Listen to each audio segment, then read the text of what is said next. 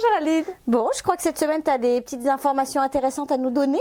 Sur Arima, parce qu'en fait vous êtes nombreux à vouloir enfin monter votre profil en ligne depuis que Arima est ouvert. D'accord, j'ai l'impression qu'il y a pas mal de queues.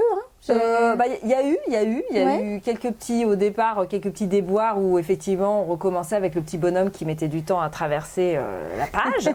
Mais là, depuis je dirais une petite semaine 10 jours même, on arrive à traverser la page en 1 minute max. Donc c'est bon. C'est parti. Rentrez sur le profil rentrez sur la page d'Arima et montez votre profil en ligne. Alors comment ça fonctionne ? En gros, vous rentrez donc vous allez sur travailleurs permanents au Québec. Donc là, c'est sur le site du Midi. Ok. Donc Midi, c'est Immigration Québec. Hein. Oui, Immigration Québec. Immigration Québec. Donc vous rentrez sur Immigration Québec, travailleurs permanents. Et là, on va vous proposer faire une demande et vous arrivez tout de suite sur une page qui vous propose Portail Arima. Vous cliquez sur le Portail Arima. Je vais remettre le lien est déjà sur ma page Facebook, mais allez sur la page Facebook de Valérie, VF Immigration. Le lien en direct, mais on peut le remettre éventuellement.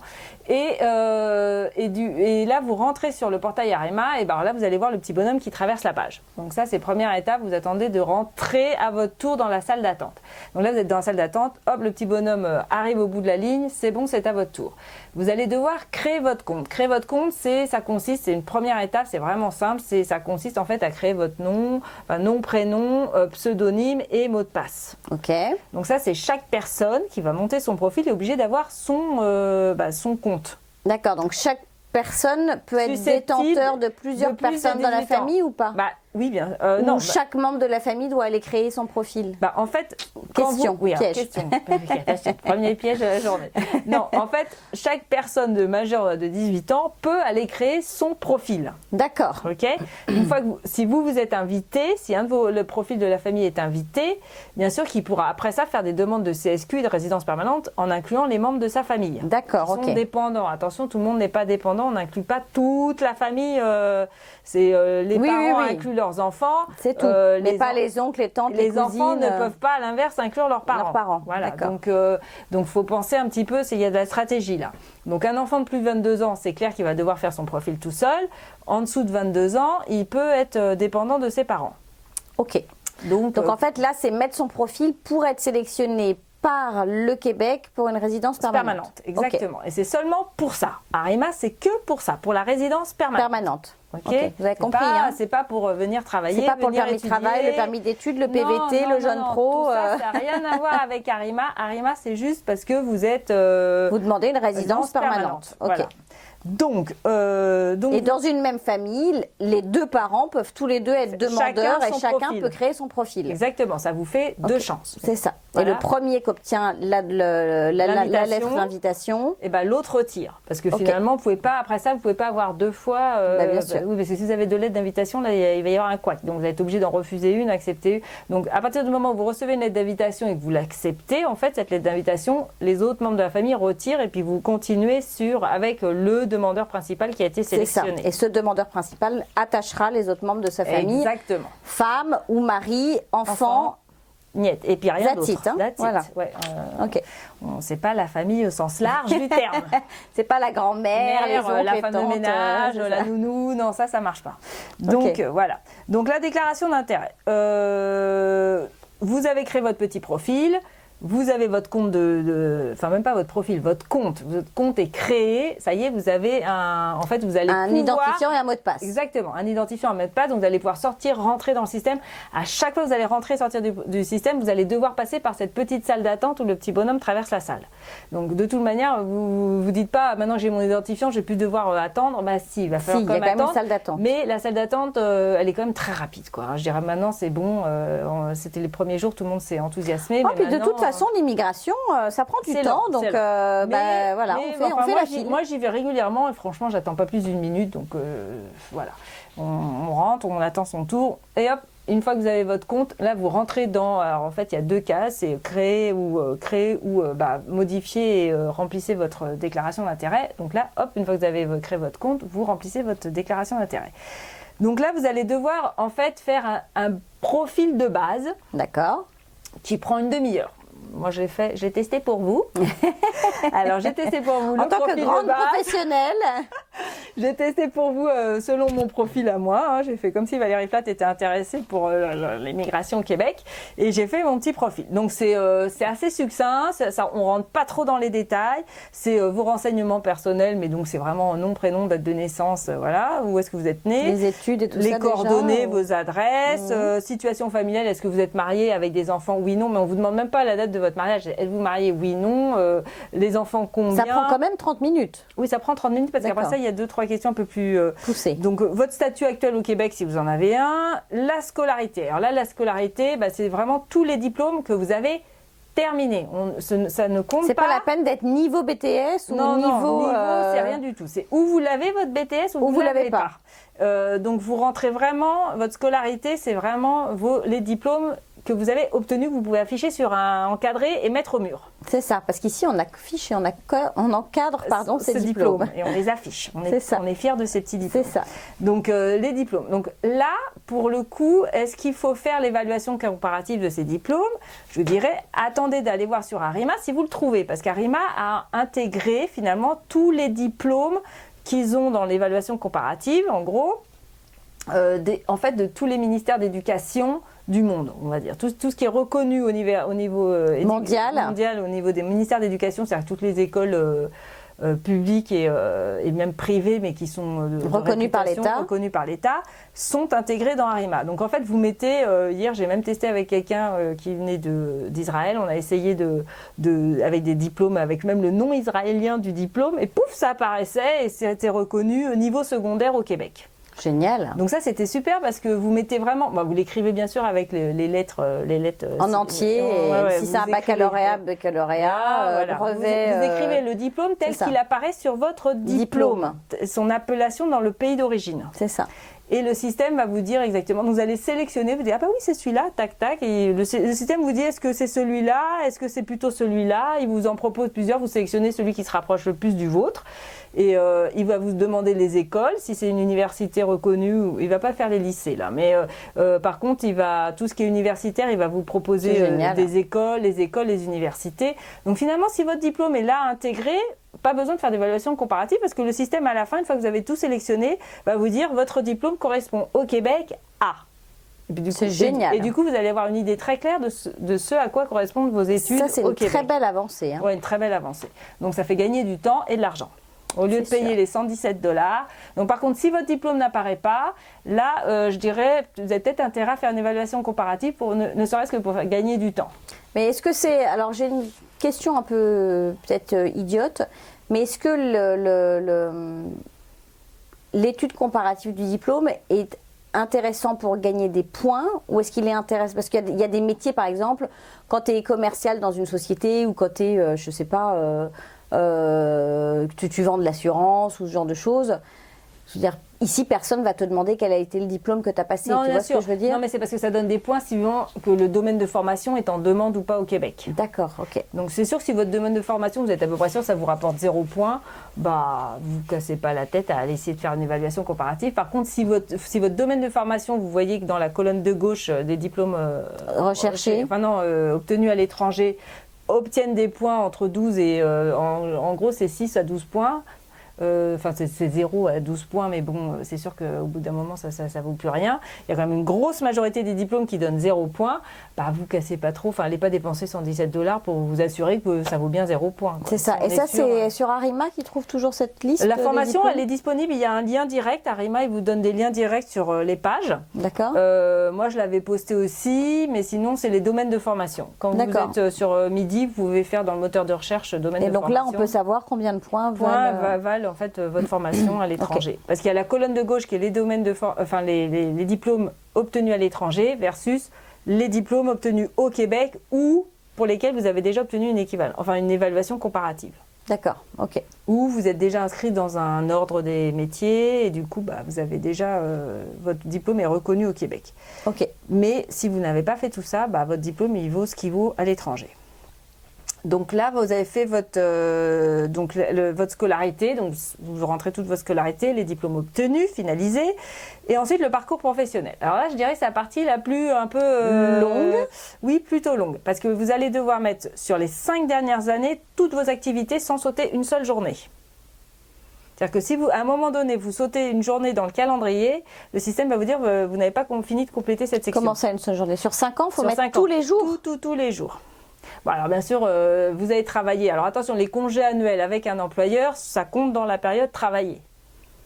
N'allez pas me mettre sur 5 ans, je vais avoir 365 jours qui vont s'afficher. Donc 365 non, parce fois 5. que ça ne s'affiche pas comme ça, mais c'est ligne par ligne. Vous devez mettre du 1er septembre, il y a 3 ans, 2013, jusqu'au, je sais pas, moi j'ai comme sur un CV, quoi. Ouais, c'est ça. Mais par contre, avec le jour, parce que sur un CV, on a tendance à mettre les mois. D'accord, donc il faut regarder sur sa fiche de paye le jour. Donc si on a commencé le 25 avril 2013, on commencera le 25 jusqu'au je sais pas, 1er décembre 2018, il faut le mettre. Voilà, exactement. Et puis après ça, il va falloir expliquer ce qu'on a fait avant et après pour compléter la période de 5 ans. D'accord. Donc s'il y a eu un trou entre les deux, les trous ça peut être n'importe quoi. Donc quand vous avez été salarié, ils vont vous demander. Alors là, ça rentre c'est un petit peu plus compliqué, c'est un petit peu plus subtil parce qu'ils vous demandent donc l'emploi, ce que vous avez fait et le numéro de la NCP. Vous savez, vous vous rappelez de la grille des codes pour chaque profession, un code. Il faut aller rechercher sur cette grille le numéro du code.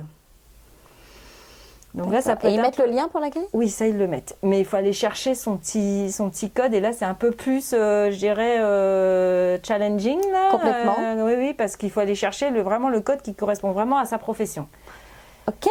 Donc ça, c'est seulement pour les postes salariés. Si vous avez été travailleur autonome, il ne va pas vous demander ça parce que ça vaut rien. Si vous avez été... alors, ça peut être mi-temps. Par contre, ça peut être plein temps ou mi-temps. Ça vaut des points. Par contre, si vous avez été travailleur autonome, si vous avez été en vacances, si vous avez été... Mais si on est chef d'entreprise, même si c'est une petite SARL, ça vaut rien aussi? Si vous êtes entrepreneur, travailleur autonome, ça vaut rien. Non, ça vaut rien. Ça ne vous donne pas de points. Il faut vraiment avoir été salarié. OK. Les stages, ça compte. Tout compte. Vous allez voir, si on est entrepreneur, on imagine on est entrepreneur depuis 3 ans ou on a été dans son parcours entrepreneur dans les 5 dernières années, 1 an ou 2 ans ou j'en sais rien, ou on l'est depuis 1 an, il faut quand même l'inscrire, même si ça ne donne pas de points. Okay. C'est-à-dire que tout va être rentré, que ce soit les congés, je répète, les congés annuels qui sont inclus dans la période de travail, on ne découpe pas la période de travail. Vous mettez la période de travail du début jusqu'à de votre contrat jusqu'au licenciement. Par contre, s'il y a un congé maternité, on le met. S'il y a un chômage, on le met. Ça, on peut le mettre. Le chômage, on le met. D'accord. Mais tout ce qui est inclus dans la période de travail, finalement, qui était payé par l'employeur, ça rentre dans la même période. D'accord. Vous amusez pas à découper. C'est ça, on va pas donner sur... imagine que tu travailles dans la même société depuis 5 ans, tu vas pas donner tous tes congés depuis 5 ans. Non, ça, ils sont inclus dans la période de travail. Et même le congé maternité, si c'est payé... le congé maternité, non, parce que le congé maternité, là, on parle pas de 2 semaines ou 3 semaines par an, voire 5 semaines. Donc c'est bien de le mettre. Voilà, il faut le mettre. D'ailleurs, vous allez voir, il y a un petit déroulement là de possibilités qui va se dérouler. Même si j'ai été réembauchée tout de suite derrière par la même société. Oui, surtout. Oui. Vous allez voir, il y a congé maternité, congé parental. En fait, ça s'appelle ça congé parental. Okay. Donc congé parental, là, c'est une option. Ça, vous pouvez le marquer. Ok. Donc vous allez voir toutes les options, il y en a 8 à peu près, d'options de qu'est-ce que vous avez pu faire pendant ces 5 années. Ok. Et qu'il y a les études, voilà. Ok. Donc tout ça, forcément, ça ne rapportera pas de points au niveau de l'expérience. Non, mais ils ont besoin de le savoir. Mais ils ont besoin de savoir ce que vous avez fait pendant les 5 dernières années. Donc ce n'est que l'expérience des 5 dernières années en tant que salarié qui va vous rapporter des points. Et il faudra être capable de le démontrer. Par des fiches de paye, notamment. Alors, ça, c'est la grosse question qui revient tout le temps sur Facebook. Qu'est-ce que je vais devoir démontrer qu'est-ce que je vais devoir apporter comme élément pour démontrer que j'ai travaillé? Là, c'est facile. Contrat de travail, attestation de l'employeur, fiche de paye, éventuellement cotisation. Si dans votre pays il y a des cotisations, l'employeur il est capable de vous sortir un résumé de toutes les cotisations qu'il a payées pour vous. Il faut démontrer que vous avez travaillé légalement. J'ai plein de gens qui me disent moi j'ai travaillé au noir dans mon pays parce que c'est une coutume dans mon pays. Je suis désolée de vous le dire, les coutumes de votre pays ne s'appliquent pas au Canada. Au Canada, on n'accepte pas que quelqu'un travaille au noir et ne soit pas rémunéré de façon légale. Et ne soit pas déclaré. Donc tout ce qui n'est pas déclaré n'est pas considéré et reconnu. Voilà, ça c'est clair, c'est répondu, parce que ça j'ai eu au moins 3 fois la question cette semaine, donc voilà, ça moi c'est dit. C'est ça. Donc après ça, si vous avez un employeur qui a validé pour vous un emploi, d'accord. Ça c'est une petite démarche. Donc en fait ici, c'est ici, hein, au Canada, au Québec. Même si vous êtes à l'étranger, l'employeur ici peut vous avoir fait une démarche supplémentaire qui est pas très très chère, qui est à peu près 396 $, où c'est pas une IMT, mais c'est plus simple, mais où l'employeur dit il retient cette place pour vous au Québec, il attend juste que vous soyez admissible, que vous arriviez pour vous donner cette place. Mais c'est une démarche que l'employeur doit faire. C'est vachement bien. Et ça donne plein de points. Oui, sauf qu'il garde la place pendant 2 ou 3 ans en fait. Disons que là vous allez être pris, vous êtes vraiment pris de façon prioritaire. Ah, donc ça va finalement peut-être plus vite que le visa de travail. Enfin bon, là c'est peut-être une autre discussion. Mais... oui. Mais peut-être pas parce qu'il y a quand même toute la partie de résidence permanente. Mais par contre, c'est sûr que vous allez être prioritaire dans le processus déjà de CSQ. Donc ça vaut le coup. Bon, c'est sûr que si vous êtes à l'étranger, ça va quand même prendre du temps. Ça peut prendre jusqu'à 2 ans. Si vous êtes déjà au Canada, là, si en plus il y a un employeur qui vous a fait une offre... parce qu'il y en a qui sont au Québec, mais qui ne rentrent pas dans le programme de l'expérience québécoise, pour X raisons. Oui, je t'ai envoyé quelqu'un d'ailleurs. Et du coup, ça, Arima, si l'employeur fait la petite démarche de valider l'offre d'emploi, ça va quand même les accélérer comme ils sont déjà au Québec. Parce que Arima marche aussi pour ceux qui sont déjà au Québec. Oui, aussi. Oui, ça marche aussi. Oui, donc c'est pas que pour les personnes c'est la résidence permanente pour tout le monde. Exactement. Donc là, en fait, l'histoire de votre profil, là, tout ce qu'on vient de dire, qui reste assez sommaire, mis à part la part de l'expérience, où là c'est assez précis avec les jours, les mois, l'année, sur les 5 dernières années. Là, je dirais quand même que moi, j'ai mis une petite demi-heure pour le faire. En gros, là, j'ai fait du gros brassage des 5 dernières années. J'ai réussi à mettre l'information et en une demi-heure, c'était fait. Mais ça, vous avez 30 jours pour le faire. C'est-à-dire qu'au bout de 30 jours, si vous n'avez pas réussi à rentrer toute l'information qui est demandée, ça s'efface. Ça s'efface. Vous avez intérêt à garder sur un bout de papier toute l'information que vous y rentrez. Parce que si au bout de 30 jours, vous n'avez pas réussi à tout faire, pouf, ça s'efface, vous avez tout à recommencer. Puis là, vous serez bien mieux préparé pour la deuxième fois, on va dire. Mais c'est quand même dommage. C'est un peu dur, mais bon. C'est un peu dur. Donc, pensez à prendre des notes. On n'a pas 6 mois, quoi. Ouais, on n'a pas 6 mois. Là, en même temps, ils ne veulent pas des dossiers qui traînassent. Non, mais ils veulent pas des profils qui sont en cours d'exécution, là, puis que personne... comme moi, le mien, je l'ai créé, mais finalement, il va s'effacer, quoi. Enfin, je l'ai fait juste pour m'amuser, mais... bon. Et dans 30 jours, il va s'effacer et puis voilà, quoi. Il n'y aura plus de Valérie Plate dans le système. Mais c'est pour que le système s'auto-nettoie un peu tout seul. Donc si vous n'avez pas réussi à compléter votre profil et puis à le mettre, à le poster vraiment, à le soumettre. Voilà, bon. Donc vous soumettez votre déclaration. Donc là, c'est la déclaration d'intérêt. Je suis intéressée par venir au Québec et voici dans les grandes lignes mon profil. Ok. Donc 30 jours après, vous soumettez. Il y en a qui vont le soumettre au bout d'une journée, ils vont avoir tout mis, paf, ils le soumettent, c'est parfait. Là, une fois que vous l'avez soumis, votre profil va rester dans le bassin pendant 365 jours. On l'avait déjà dit, effectivement. C'est 365 jours. Là, vous nagez au milieu du bassin. Là, avec tous les autres. Avec tous les autres, vous essayez de rester la tête hors de l'eau. Une belle communauté internationale. Vous tentez en main d'essayer de rester la tête hors de l'eau jusqu'à ce que, éventuellement, ou pas, arrive une lettre d'invitation. Donc si c'est ou pas, c'est-à-dire qu'il n'y a jamais eu de lettre d'invitation qui est arrivée dans les 365 jours, on recommence. Votre profil est effacé. Effacé à nouveau. Est effacé à nouveau et vous devez recommencer. Donc c'est bien de noter la date à laquelle on a soumis. Oui. Alors c'est bien de le noter, mais on imagine quand même que le système quelque part va aviser. On va le demander au midi parce que c'est pas clair cette partie-là, mais on imagine bien que quand votre profil va être effacé, vous allez recevoir un petit courriel qui va dire votre profil va être effacé aujourd'hui ou demain. Et à vous de vous arranger pour ou le remettre ou penser à autre chose, quoi. Pensez à un plan B. C'est ça. Mais en tout cas, ça dure 365 jours. Alors, il y a une question... Sans explication de dire pourquoi ça a été effacé. Les gens ne peuvent pas savoir. Vous n'avez pas été sélectionné. C'est ça. La province a juste estimé que votre profil ne répondait pas à leurs demandes. À leurs demandes actuelles. Ça ne veut pas dire que dans 5 ans, votre profil ne sera pas plus intéressant pour la province. Ça veut dire qu'au jour d'aujourd'hui, dans cette année, votre profil ne répondait pas aux attentes de la province. Sachant que quand vous mettez votre profil, il y a la question, avez-vous passé un test de langue dans les 2 dernières années? Si on n'a pas passé l'examen de langue, qu'on soit francophone ou pas, on répond non.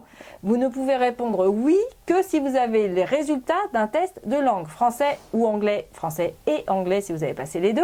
Et là, on va vous demander de monter les résultats. Si vous n'avez pas passé les tests, vous n'avez pas les résultats, vous répondez non. rien ne vous empêche par la suite d'enrichir votre profil. C'est-à-dire que vous venez de terminer un diplôme, ça y est, vous l'avez enfin eu ce diplôme, vous pouvez enrichir votre profil et rajouter un diplôme, vous pouvez rajouter un test de langue. D'accord. Par contre, vous ne pouvez plus vous modifier votre nom, prénom, date de naissance. Donc en gros, sur 365 jours, si on repasse... S'il y a quelque chose qui vous redonnerait le des points, profil, on peut aller le mettre. On peut aller le mettre. Par exemple, il y a un emploi validé, tout d'un coup, vous avez trouvé un employeur qui vous a validé. Naissance d'un enfant, allez-y. Non, mais c'est surtout pour le pointage. Rajouter un emploi validé, hop, on le rajoute. Ça donne des points, les enfants. Oui, 2 points par enfant s'ils ont au-dessus de je ne sais plus combien. Et 4 points, non, au-dessus de 13 ans, je crois que c'est que 2 points. Oui, au-dessus de 13 ans, oui, c'est que 2 points. J'ai regardé, figure-toi, parce que j'ai calculé mes points, moi aussi. Non, mais en dessous de 13 ans, c'est 4. Et en dessous de 13 ans, c'est 4, je crois. Ouais, c'est 4. C'est ça. Donc là, c'est plus intéressant. Donc, les langues, et puis j'insiste, même si vous êtes francophone... Là, ils vont faire 50 enfants pour avoir... Non, mais ça sert à rien, il faut déjà passer le premier seuil de sélection. Mais j'insiste, même si vous êtes francophone et que vous parlez super bien le français, vous devez passer le test de langue si vous avez besoin des points A. Petit b, si vous voulez vous démarquer. C'est ça. À candidat égal, francophone comme vous, qui a fait les mêmes études que vous, même domaine de formation, si vous avez passé même expérience, test, si vous avez passé l'examen en plus, eh ben vous allez être prioritaire. C'est ça. Donc pensez-y, c'est pas juste mais pourquoi j'ai besoin de démontrer mon niveau de français? Non, c'est parce que vous l'aurez démontré versus quelqu'un qui déclare qu'il est français, francophone, tout ce que vous voulez, mais qui n'a pas passé le test. Et qui n'a pas passé le test, et puis finalement on n'est pas sûr. Vous savez, il y a plein de gens dans le monde qui ont des passeports français, belges ou suisses et qui ne parlent pas un mot de français. Donc vous pensez pas que parce que vous, ça vous paraît logique, parce que j'ai un passeport français, je parle français. Non, c'est pas logique du tout. Tu sais qu'à cause de cette émission, il va y avoir une augmentation du nombre d'inscrits au test de français pour venir au Québec. Peut-être, mais au moins, moi, je vous l'aurais dit. Je vous aurais dit, passer le test de français. Donc, mais c'est vrai que je pense que c'est une très bonne chose parce que ça donne des points. Des points, et puis ça vous donne un avantage. Sur les autres. Vous sortez sur les... Ouais, exactement. Ça. Surtout si vous arrivez au niveau C2. Parce que surtout que ça devient très, très, très, très, très important, politiquement parlant, de parler français au Québec. Ça a toujours été. Mais là, on sent que vraiment, même d'un point de vue politique, dans la façon dont ils sont en train de gérer leur qui est mis en avant. Ah ouais, le français, mais je veux dire, tous les partis politiques sont très clairs sur l'arrivée des immigrants et le fait qu'ils veulent qu'ils parlent français, absolument. Ça fait partie pour eux de l'intégration. Ça, c'est un autre débat. Mais en tous les cas, voilà, c'est extrêmement important. Dans mon processus d'immigration au Canada, j'ai déjà passé 2 fois le test de français, quoi. Ne serait-ce que dans ma profession, il a fallu aussi que je démontre que j'étais capable d'écrire et de parler français. Et à chaque fois, c'est aller passer le test. C'est pas quelqu'un qui va vous juger dans un entretien, c'est aller passer le test et puis j'aurai la preuve sur le papier que vous avez le niveau maximum du niveau de français. Et là, on sera rassuré. Tout le monde, ça rassure tout le monde. Donc, faites-le et puis c'est tout. On y est tous passés. On y est tous passés, on passe le test de français. C'est comme ça. Donc alors on reprend où on en était. Je suis dans le bassin, 365 jours. Miracle, une lettre d'invitation arrive. Wouhou! Vous avez été sélectionné. Mais c'est pas tout d'avoir été sélectionné. C'est pas fini. Non, c'est pas fini. Là maintenant, vous allez devoir donner un peu plus de détails sur votre profil. Parce que c'est bien beau d'avoir dit j'ai tel diplôme et j'ai telle expérience. Là, il va falloir que vous complétiez finalement l'information. Donc sur votre profession, votre lieu de résidence, vos séjours au Québec. Donc là, il va vous donner vraiment des dates de quand est-ce que vous êtes venu au Québec, votre famille au Québec si vous en avez, et toutes les demandes antérieures que vous auriez pu faire pour venir avant au Québec ou au Canada. Donc là, on va vous demander de préciser certains points que vous aviez annoncés dans votre... ça devient très précis. Là, vous avez 90 jours pour faire rentrer toutes ces précisions. À partir du moment où vous avez reçu la lettre d'invitation. Vous avez 90 jours pour... 3 mois donc. Ouais, voilà. Pour compléter la demande, ce qu'ils appellent, et, alors là, on rentre dans les choses sérieuses, et payer les frais. C'est-à-dire que là, ça devient sérieux. Tout d'un coup, bonne question. J'ai un trou.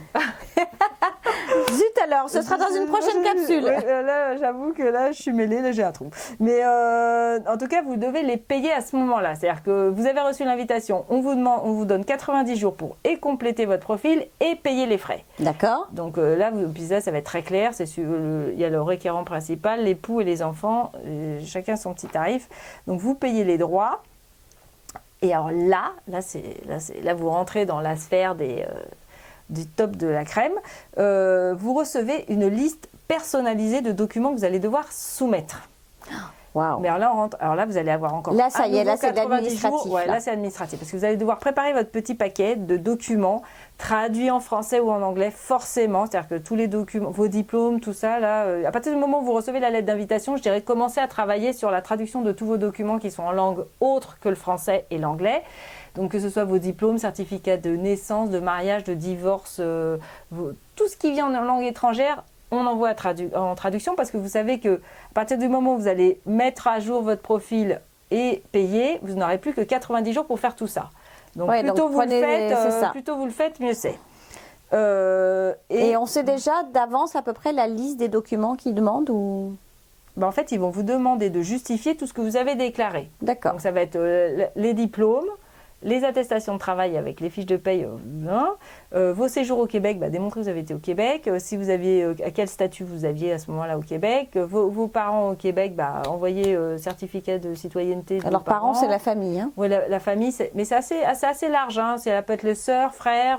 Cousin, cousine. Non, pas cousin, cousine, mais c'est grands-parents, parents, frères, sœurs, oncle et tante, je crois. D'accord. De mémoire. Ah, mais en fait, je l'ai là. Attendez, je ne vous dis pas n'importe quoi. Donc c'est père, mère, frère, sœur, fils, fille, grands-parents, grand-mère. Pardon. Non, c'est grands-parents, grand-père et grand-mère. Donc il n'y a pas oncle et tante. D'accord. Mais voilà, c'est ça la famille. Donc c'est assez grand quand même. Donc c'est assez élargi pour le coup, le concept de la famille. Mais ça va falloir que vous démontriez que vous avez effectivement des liens... des liens directs avec ces personnes et que ces personnes sont citoyens canadiens, voilà. Ou au moins résidents permanents, quoi. Donc, une fois que vous avez reçu cette liste, vous avez 90 jours pour tout envoyer. Alors là, il faut acheminer par la poste. On rassemble tout papier et on envoie son petit colis à la poste. Jamais d'originaux, hein? Non, des photocopies. Et si c'est certifié, vérifiez dans votre pays, quel organisme peut vous certifier conforme les documents, si on vous demande des certifiés conformes. Donc là, vous acheminez par la poste. Donc votre demande a été soumise. Il y a trois options qui arrivent devant vous. Ou vous êtes sélectionné sur dossier, tout va bien, c'est parfait. Vous répondez exactement aux critères de sélection, vous avez tout démontré, vous êtes accepté, vous allez recevoir vos CSQ. Ok. C'est bon, c'est fini pour vous. Envoi du CSQ, puis après ça, vous faites votre demande de résidence permanente. Ça prend quand même du temps, hein?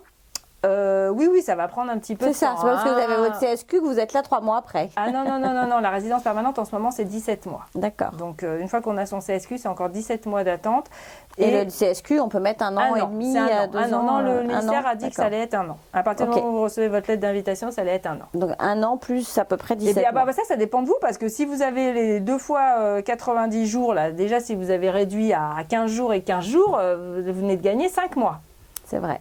Donc c'est à vous de vous préparer. D'être proactif, quoi. Ouais, d'être proactif et puis d'être prêt à rebondir, à vite présenter les documents. Si vous mettez à chaque fois les 30 jours et 30 jours, c'est sûr que c'est... Voire 90 et 90. C'est ça, je veux dire 90 jours et 90 jours, je veux dire 3 mois et 3 mois. Là, ça fait 6 mois en tout. Ouais, c'est un peu dommage. Hein. Ouais, moi, je dis, on perd du temps. On perd du temps.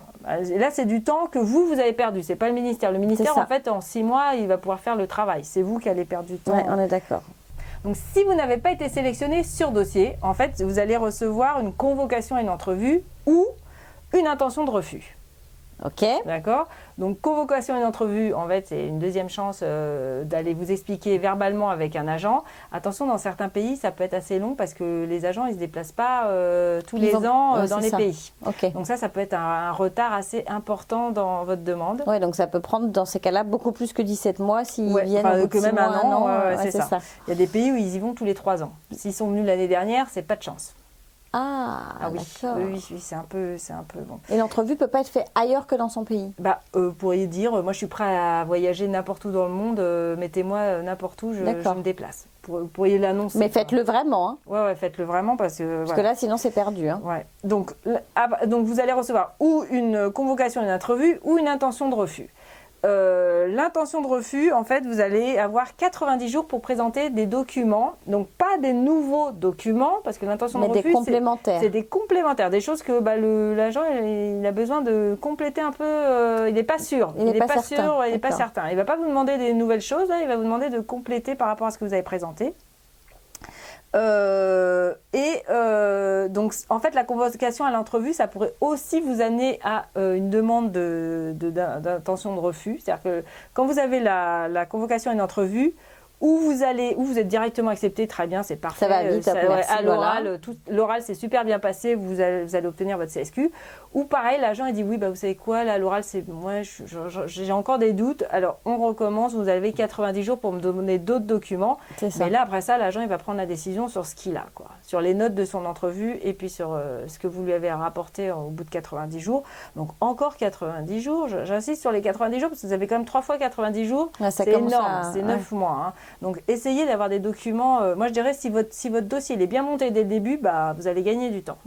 Hein, et le temps c'est de l'argent, on ne le dit pas assez. C'est ça. Et on prend ces vrais documents à soi qui nous appartiennent. Oui, alors on ne les invente pas. Ouais. Donc forcément après cette intention de refus, vous avez fourni d'autres documents. Bah, là c'est pareil, c'est où vous obtenez votre CSQ ou c'est un refus définitif. Et là vous allez devoir recommencer. Ou Arima ou pas, ou changer d'option. Changer de province. Changer de province, de programme, changer votre fusil d'épaule. C'est ça. Mais n'oubliez pas que si vous changez de province, l'anglais est obligatoire, surtout pour les autres provinces. Même si on vous dit que c'est bilingue et qu'on peut parler en français au Nouveau-Brunswick, par exemple. Oui, non, c'est vous pouvez parler français, mais par contre, vous n'aurez jamais de travail si vous ne parlez pas anglais. Ouais, ça, c'est vrai.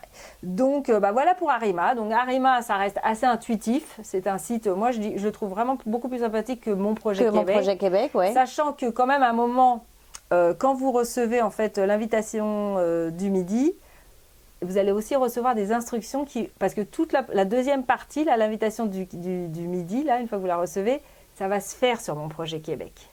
C'est-à-dire toute la partie où vous remontez des documents et plus d'informations au départ, ça se fait par. Donc là, c'est moins intuitif à nouveau. On repasse sur Mon Projet Québec.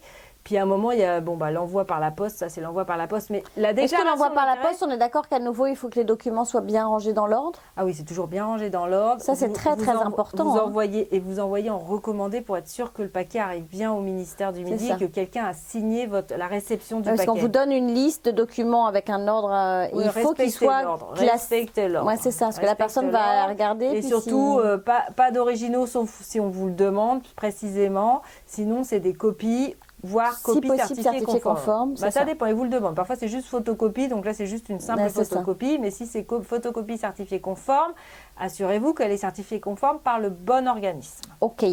Mais enfin, voilà pour Arima. Donc, c'est pas super compliqué. Il faut juste bien suivre les instructions et puis y aller. Parce que c'est du boulot, finalement. C'est du boulot. Et puis surtout, pensez à passer vos tests de langue. On n'aura pas assez dit. C'est ça. Et puis, j'espère que vous n'êtes pas des phobiques de l'administratif, comme certains. Parce que là, vous allez commencer à vous griller, là, c'est ça. Donc, c'est juste un long processus, il faut être patient et puis jouer le jeu. Voilà. Exactement, ça en vaut certainement la peine. La chandelle, exactement. Bon courage à tous et puis on se retrouve la semaine prochaine. Ouais. Bye. La parenthèse immobilière vous est présentée par Fabrice Wolzenlegel. Salut Fabrice. Bonjour Géraldine. Bon alors, tu vas un peu nous dire où tu nous as emmenés aujourd'hui. Oui, petite balade encore. Je vais vous dire ça, donc très vite on est à Pointe-Claire, notamment à Pointe-Claire Village. Alors, pourquoi Pointe-Claire Village? Parce que souvent dans les demandes que j'ai de clients qui viennent, ils me disent on aimerait bien une maison. Alors c'est vrai que souvent on parle des arrondissements plutôt centraux, on va dire, de Montréal quand on évoque, etc., où on était la semaine dernière, où c'est plutôt de la copropriété. Ils me disent on veut une maison, une vraie maison avec un jardin, de la surface et tout. Et souvent le réflexe, c'est la Rive-Sud. Alors qu'est-ce qui se passe avec la Rive-Sud? La Rive-Sud bénéficie d'un aura en ce moment, bénéficie de communication, bénéficie de plein de choses. Donc les gens ont le réflexe de la Rive-Sud. Simplement pour aller sur la Rive-Sud, Qu'est-ce qui se passe? Je vous le demande. Il y a un pont. Il y en a plusieurs, mais il y en a. Donc ça complique les choses. Il y en a plusieurs, mais il y en a deux sur lesquels le pont Victoria, on ne peut pas trop compter dessus quand même. Et puis Champlain est en pleine reconstruction. C'est ça. Et puis sinon, il y a Hippolyte-Lafontaine, le tunnel un peu plus loin. Mais tout ça pour dire que d'aller sur la rive sud, ça peut quand même être compliqué. Et on oublie souvent que Montréal, c'est une île. C'est une île qui est plutôt grande, d'accord. Donc on dirait qu'on est très centré sur les arrondissements centraux. Et on ne pense pas que notamment dans l'ouest, c'est en fin de compte toute une zone résidentielle. Et très vite, cette zone elle a un intérêt, parce que souvent on me dit oui mais moi je viens au Canada, je viens au Québec et je voudrais être dans un environnement anglophone. Ça, c'est vrai. C'est vrai, quand on va sur le plateau, veulent aller, Français francophones veulent effectivement aller... Milieu anglophone. C'est vrai, quand on va sur le plateau, quand on va à Côte-des-Neiges et tout, c'est moins anglophone. Ici, dans l'ouest de l'île, en moyenne, c'est 70% des gens qui parlent anglais à la maison. Ouais, donc ça ne veut pas dire qu'ils ne sont pas bilingues, hein. Il y en a 70% qui sont bilingues aussi. Mais ça veut dire que la langue maternelle, c'est l'anglais.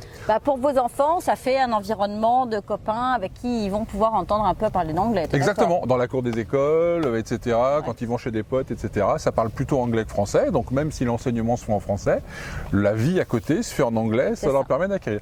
Donc ça peut être une option. Et c'est une option qui n'a pas de pont. On n'a pas de pont. Alors on vous montre. Je suis pas sûr que vous allez voir. C'est pas sûr que vous allez voir. Attends, on est accroché, Fabrice. On est accroché par le micro. Là-bas au fond, vous voyez, c'est l'oratoire Saint-Joseph, tout au fond. C'est-à-dire qu'il y a les arbres et c'est dans le fond.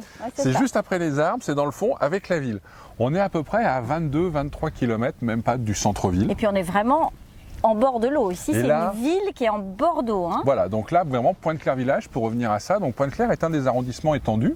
Il y a à peu près 31 000 habitants à Pointe-Claire. Donc juste pour comparer avec ce qu'on avait dit la dernière fois, Côte-des-Neiges, c'était 100 000 habitants. Donc on voit que c'est quand même sur une étendue beaucoup plus importante.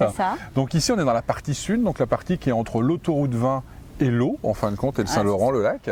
Donc c'est la partie très résidentielle, très sympathique, avec un petit village historique où je pense qu'on fera quelques photos plus tard ou quelques prises de vue. On vous montrera. Et puis on a notamment ici, on va la voir plus tard, l'église Saint-Joachim. Et puis le bâtiment que vous voyez là, c'est l'école Marguerite Bourgeois, l'école primaire. Vous voyez le cadre de vie de l'école. Ils sont carrément au bord de l'eau. De l'autre côté, il y a une tennis, une piscine et il y a un grand parc. Donc c'est plutôt agréable. Bon, puis quand on aime bien le bateau, il y a une marina, il y a tout ça. Alors vous avez une marina juste derrière les arbres qu'ici, vous en avez une, et vous en avez une autre juste derrière ici. Donc il y a vraiment tout ce qu'il faut, tous les commerces de proximité, etc. Et pour finir sur le fait d'aller en ville, parce que très souvent c'est le frein, les gens disent oui mais l'ouest et tout. Alors on est à combien de temps à peu près? On va pas se mentir, si on prend la voiture aux heures de pointe, on est à 40-45 minutes parce que ça double à peu près le temps, parce qu'il y a des travaux, notamment les travaux de l'échangeur turco qui viennent nous perturber. C'est sûr que c'est très perturbateur. Ça va d'ici 2-3 ans aller mieux, mais pour l'instant on est encore en plein dedans. Mais par contre on a le train. Et on a tout le long du West Island, et notamment ici, des gares de train qui vous emmènent au centre-ville directement en 30 minutes. C'est ça, Montréal Centre. Voilà, 30 minutes, vous avez 9 trains le matin qui vous emmènent. Ce qui est pas mal. Et puis 4 dans la journée, et puis vous avez 14 trains de retour le soir. Ah ouais, c'est quand même... Donc vous avez quand même une bonne desserte, entre 15h et 20h, vous avez quand même 19h, vous avez quand même une bonne desserte qui vous permet, si vous êtes à peu près maître de vos horaires, de pouvoir vous affranchir de la voiture. Parce que la voiture, si vous prenez la voiture le soir quand il n'y a pas de monde et tout, il nous faut du village de Pointe-Claire au Centre Bell 21 minutes. Ouais, c'est vraiment. Donc c'est vraiment à côté. Il y a des endroits dans l'île de Montréal. Quand on voit que du métro à Atwater jusque parfois le centre du plateau Mont-Royal, on va mettre 25 minutes. C'est ça. Donc c'est pour ça. Donc c'est vrai que ça reste effectivement intéressant. C'est pour ça que je vous invite, si vous cherchez vraiment une maison, si pour vous la maison fait partie, aussi bien en location qu'à l'achat d'ailleurs, hein, parce qu'on a beaucoup de locations, fait partie des choses qui sont votre rêve et ce que vous voulez comme logement, ça peut être une très très bonne alternative de penser au West Island. Les gens vont quand même se demander un peu des questions sur le prix. Alors je ne sais pas si tu as d'autres choses à nous dire avant, mais... je voulais vous parler un tout petit peu quand même de Pointe-Claire, comment c'est organisé, etc. C'est 63% de familles, c'est 40% d'universitaires, c'est un revenu de ménage moyen de quasiment 100 000 $. On était à 67 000 $ à Côte-des-Neiges, juste pour positionner. C'est 70% de propriétaires ici, donc on voit que c'est quand même quelque chose de propriétaire. La majorité des maisons datent d'après 1960, donc on est quand même dans un habitat récent, entre guillemets. Charmant, c'est malgré tout. Voilà, c'est 70% de maisons. D'accord. Et il y a quand même 27% d'immigrants. D'accord. Donc il y a quand même de plus en plus de personnes d'immigrants, on sent, etc. Mais c'est pas spontanément des quartiers où on vient. Il faut les avoir découverts pour venir. C'est pour ça qu'on vous en parle, parce que prenez-les en compte quand vous venez dans vos voyages découvertes. Venez faire un tour, 20 minutes, dans le West Island, ça peut être intéressant. Je vous l'ai dit tout à l'heure, 68% des familles parlent anglais à la maison, 19% parlent français, mais 70% sont bilingues. Donc vous n'aurez aucun problème pour vous faire comprendre et pour trouver, etc. L'avantage aussi de Pointe-Claire, c'est c'est qu'on a tous les services. Alors quand je dis qu'on a tous les services, c'est qu'on a un hôpital, on a un gros hôpital Lakeshore qui est à 2 km d'ici avec, je dirais, avec tous les services. Tout ce qu'il faut. Il y a un très gros centre commercial Fairview, Fairview Pointe-Claire, avec tous les commerces, toutes les franchises classiques auxquelles on a affaire. On est proche de l'aéroport. L'aéroport est à 10 minutes, donc c'est très pratique si vous commutez régulièrement avec l'Europe, c'est vraiment à côté. On a un centre aquatique plongée et tout de réputation nationale, avec des athlètes qui viennent ici, et s'entraîner. Il y a le parc Terracotta, qui est en plein centre de Pointe-Claire, qui est un espace boisé préservé de 4 hectares. C'est énorme, c'est donc magnifique. Sans parler déjà de ce qu'on a là au bord de l'eau, on a encore au milieu de fin de Pointe-Claire. Donc on a une qualité de vie qui est, quand on aime la banlieue, on va être clair, c'est considéré comme la banlieue, mais quand on aime la banlieue, est complètement privilégié. Alors, pour parler d'immobilier, qu'est-ce que vous allez trouver? Vous allez trouver des maisons, principalement. Maison nord-américaine, donc on va dire que la maison, elle va faire avec le sous-sol facilement 200 mètres carrés. C'est c'est plutôt des maisons... Plutôt des maisons cossues, 3 chambres, avec une chambre en bas, une salle de bain en bas, une salle familiale, voire 4 chambres et tout. Non, complètement. Les terrains sont variables, mais les terrains vont de 700 mètres carrés à 2500 mètres carrés. Donc on a vraiment de l'espace. Les garages sont... presque aussi grand que la maison. Voilà, vous avez des driveways devant sur lesquels vous pouvez mettre vos voitures. Donc vous avez la vraie maison, entre guillemets, nord-américaine. Alors on est quand même dans des arrondissements qui sont un petit peu historiques. Donc vous pouvez avoir aussi quelques maisons qui ont du charme historique. Un peu les maisons nord-américaines en bois, là, un peu style Louisiane. Là. C'est vrai que c'est ça. Vous avez un parcours d'ailleurs qui est un parcours de vélo quand vous venez du centre-ville qui vous emmène et qui vous fait découvrir tout le côté patrimonial du West Island. Donc c'est sympathique. Mais voilà le type de maison que vous allez trouver. On va dire que maison en location au jour d'aujourd'hui, ici, maison type dont je viens de vous parler en fonction de son niveau de finition. Niveau de finition et de sa distance de l'eau aussi. Et de sa distance de l'eau, tu as tout à fait raison. On va se situer entre 1 800 $ par mois et 3 500 $. D'accord. C'est à peu près le range. Évidemment, on peut trouver beaucoup plus cher. Évidemment, il y en a quelques-unes qui sont moins chères, mais dans ces cas-là, c'est que l'État... Alors, je vous rappelle que quand vous êtes locataire d'une maison, c'est comme pour un appartement. Vous n'avez pas de taxes à payer, vous n'avez rien. Vous avez votre loyer, votre électricité pour le chauffage ou le gaz ou le fuel. Et puis après, vous avez évidemment à entretenir votre jardin, votre driveway, des choses comme ça. Mais c'est les seuls frais que vous ayez. Donc, ce n'est pas une grosse différence de coût de maintenance par rapport à un appartement, enfin je dirais au centre-ville. Ça c'est donc pour la location. Ça se trouve assez facilement. On est toujours, par contre, là on est assez basé sur le 1er juillet. Parce que ce sont des maisons familiales pour des familles, pour des écoles, et donc à partir de ça, les gens aiment bien en prendre possession l'été. D'accord. Donc c'est sûr que quand on arrive au mois de novembre ou au mois de décembre, je ne dis pas que c'est impossible, mais il y a quand même beaucoup moins de choix, c'est un peu plus compliqué, mais on peut trouver.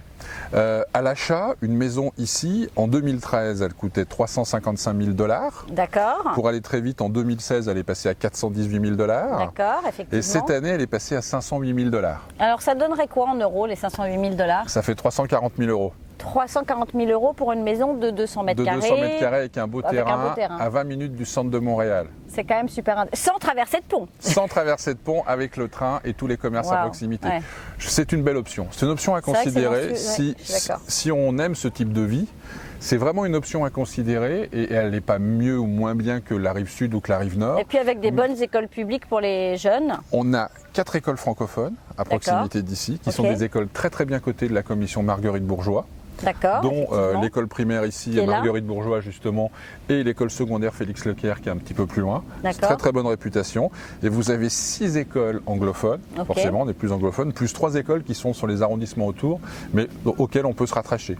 Parce que je vous le répète, toujours pareil, vous louez, il y a une carte scolaire, là on parle du public, vous avez une carte scolaire, et cette carte scolaire vous affecte à une maison. D'accord, à une école, pardon. Pas votre maison, l'école. Bref, vous m'avez compris. Vous m'avez compris. Voilà en fin de compte ce qu'on pourrait dire. Moi, j'ai vraiment voulu qu'on en parle et je te remercie d'être venu ici parce que je trouve que le West Island est quelque chose qui est mal connu des Français qui arrivent et qu'il faudrait véritablement que ça fasse partie des tours organisés pour les Français qui arrivent pour se dire on veut une maison. Il y a des options et il y a des très très belles options. Donc voilà, et je pense que... C'est vrai que j'en entends beaucoup me parler de Laval. Oui.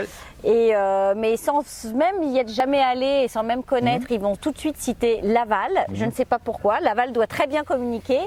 Et pourtant, c'est pas forcément. C'est pas du tout le même cadre de vie. Enfin, Laval, il y a des très beaux endroits, mais c'est pas du tout, malgré tout, le même cadre de vie. Il y a beaucoup plus de trafic sur la 13 ou la 15 que pour venir dans le West Island. Les prix sont à peu près similaires si on est dans des quartiers sympathiques de Laval, parce que Laval est très contrasté. Donc, écoutez, je suis pas en train de vous vendre, de vous survendre le West Island, mais juste de vous dire. Considérez-le. Là, on a parlé de Pointe-Claire. Je pense qu'une prochaine fois, on ira un peu plus loin, où on a Beaconsfield. Ensuite, derrière, on a Baie d'Urfé. Et après, on a Sainte-Anne-de-Bellevue avec ses petits restaurants au bord de l'eau, où on aura l'occasion d'aller faire un petit tour. Oui, c'est vrai que Sainte-Anne-de-Bellevue, c'est le petit endroit sympa où on a le sentiment d'être complètement en vacances, alors même qu'on est. C'est ça. Restaurant au bord de l'eau, les bateaux qui viennent. Sur l'île de Montréal. Ouais, c'est ça, les bateaux qui viennent accoster, etc. C'est très sympa, une ambiance très particulière, parce qu'il y a peu de restaurants au bord de l'eau à Montréal. Et donc, mais ça fera l'occasion d'une prochaine découverte. On vous tease un petit peu, on vous fait un petit peu envie, et on en reparlera prochainement. Mais écoutez, si vous avez des questions sur le West Island, sur justement ces maisons, toujours pareil. On écrit à la parenthèse immobilière à commercial@gmail.com. On attend vos commentaires, on attend vos questions, et ça sera vraiment avec grand plaisir. Génial. À la semaine prochaine. À la semaine prochaine, merci. Bye Fabrice. Salut Géraldine.